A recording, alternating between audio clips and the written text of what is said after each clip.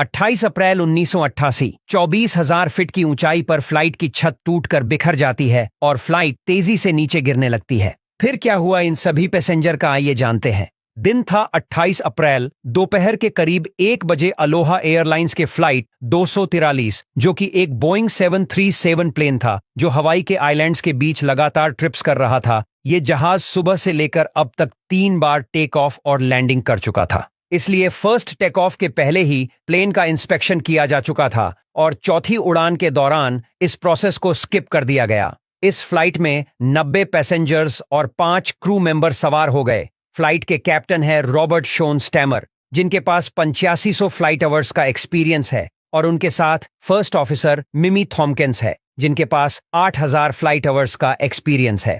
Aloha flight दोपहर के करीब 1:25 पर हेलो एयरपोर्ट से उड़ान भरती है। इसे काहलोई आइलैंड को क्रॉस करते हुए होनोलुलु एयरपोर्ट पहुंचना था और यह सफर सिर्फ 35 मिनट का था। यह जहाज पिछले 19 सालों से हवाई के आइलैंड्स के बीच उड़ान भर रहा था और इसने 90,000 फ्लाइट्स का रिकॉर्ड दर्ज किया था। फ्लाइट में सब कुछ सही चल रहा था, मगर 1:48 पर एक तेज धमाका हुआ और प्लेन बुरी तरह से लड़खड़ाने लगा। पायलट्स को ऐसा महसूस हो रहा था मानो कि कोई पीछे से जहाज को खींच रहा हो।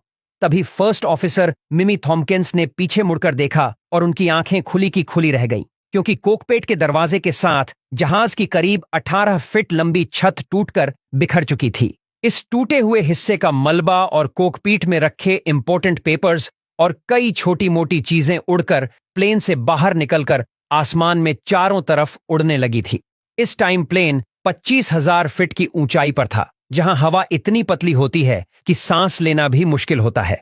हालांकि फ्लाइट में अचानक डिकम्प्रेशन होते ही ऑक्सीजन सिलेंडर ऑन हो जाते हैं, जिसका मास्क चेहरे पर लगाकर पैसेंजर सांस ले पाते हैं, लेकिन ये सिलेंडर छत में लगे होते हैं। ऐसे में वो हिस्सा टूट के उड़ गया था, इसलिए वहां बैठे पैसेंजर्स के पास ऑक्सीजन सिलेंडर तक नहीं था और उनका दम घुटने लगा था।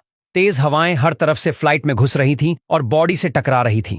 प्लेन की टूटी हुई छत में और दरारें पड़ रही थीं। खुशकिस्मती से यह घटना पैसेंजर्स को सीट बेल्ट रिमूव करने का इंस्ट्रक्शन देने से पहले हुई थी और यह सीट बेल्ट फ्लाइट के निचले हिस्से से जुड़ी हुई थी, इसलिए छत उड़ने के बावजूद सभी पैसेंजर्स अपनी सीट से जुड़े रहे, और अगर ऐसा न होता तो तेज हवाएं कई पैसेंजर्स को उड़ाकर सीधा समंदर में फेंक देती, जिससे इनकी जान चली जाती। फर्स्ट ऑफिसर मिमी ने समझदारी दिखाते हुए तुरंत ही फ्लाइट का कंट्रोल कैप्टन रॉबर्ट को दे दिया, जिन्होंने होनोलुलु एयरपोर्ट की जगह इनके ठीक नीचे मौजूद काहलोई एयरपोर्ट पर लैंड करने का डिसीजन ले लिया, क्योंकि रॉबर्ट जानते थे कि होनोलुलु तक पहुंचने से पहले ही प्लेन 2 हिस्सों में टूटकर बिखर जाएगा।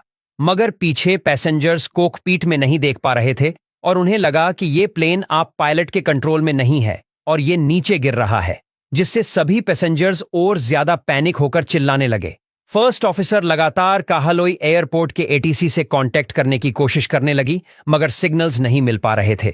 करीब 3 मिनट बाद उनका एटीसी से पहला वॉइस कांटेक्ट हुआ, लेकिन शोर इतना था कि एटीसी इनके बात ठीक से समझ नहीं पा रहे थे, मगर वो समझ गए थे कि कोई इमरजेंसी है। यहां मिमी ने ट्रांसपोंडर से भी इमरजेंसी कोड 7700 भेजा, जिसे एटीसी को यकीन हो गया कि कोई बड़ी गड़बड़ी है। उन्होंने तुरंत ही रनवे खाली करवाया और एम्बुलेंस एंड फायर ट्रक को रनवे के पास टैक्सीवे पर पहुंचने की कमांड दे दी। धमाके के करीब 7 मिनट बाद प्लेन 10,000 फीट की ऊंचाई पर पहुंचा, जहां एयर प्रेशर कम हुआ और पैसेंजर्स सांस ले पा रहे थे, जिससे उनमें उम्मीद की एक किरण जागी कि पायलट अब भी प्लेन को कंट्रोल कर रहे हैं। अब धीरे धीरे करके फ्लाइट 243 काहलोई एयरपोर्ट के रनवे के पास आ रही थी, मगर तभी प्लेन का एक इंजन फेल हो गया। लेकिन यह वक्त इंजन को देखने का नहीं था, बस जल्द से जल्द फ्लाइट को टच डाउन करवाने का था। पायलट ने जहाज की रफ्तार को और कम किया, मगर वो इसकी स्पीड 1200 माइल्स पर आवर से कम नहीं कर सकते थे, क्योंकि ऐसा करने से प्लेन के आउट ऑफ कंट्रोल होने के चांसेस ज्यादा थे। इसलिए उन्होंने उतनी स्पीड को मेंटेन करके रखा और फर्स्ट ऑफिसर मिमी ने लैंडिंग गियर्स खोलने का कमांड प्रेस किया। अब कोकपीट में फ्रंट व्हील के खुलने की सिग्नल लाइट नहीं जल रही थी, जिससे दोनों पायलट घबरा गए, क्योंकि अगर नोज गियर ना खुलने से लैंडिंग होते ही फ्लाइट 2 टुकड़ों में टूट जाता, जिससे इतना बड़ा धमाका होता और फ्लाइट में सवार सभी 25 लोग मारे जाते। इसलिए उन्होंने तुरंत एटीसी से पूछा कि क्या हमारा नोज गियर खुला है या नहीं। तभी एटीसी ने बताया कि हां, तीनों लैंडिंग गियर्स खोल चुके हैं। और 1:58 पर कैप्टन रॉबर्ट ने काहलुई एयरपोर्ट पर फ्लाइट 243 को सक्सेसफुली लैंड कर दिया, जिसके बाद सभी पैसेंजर्स को तुरंत एम्बुलेंस में बैठाकर हॉस्पिटल भेज दिया गया। दोस्तों, उड़ता हुआ मलबा टकराने और ऑक्सीजन की कमी की वजह से 90 में से 65 पैसेंजर्स को सीरियस इंजरी हुई थी।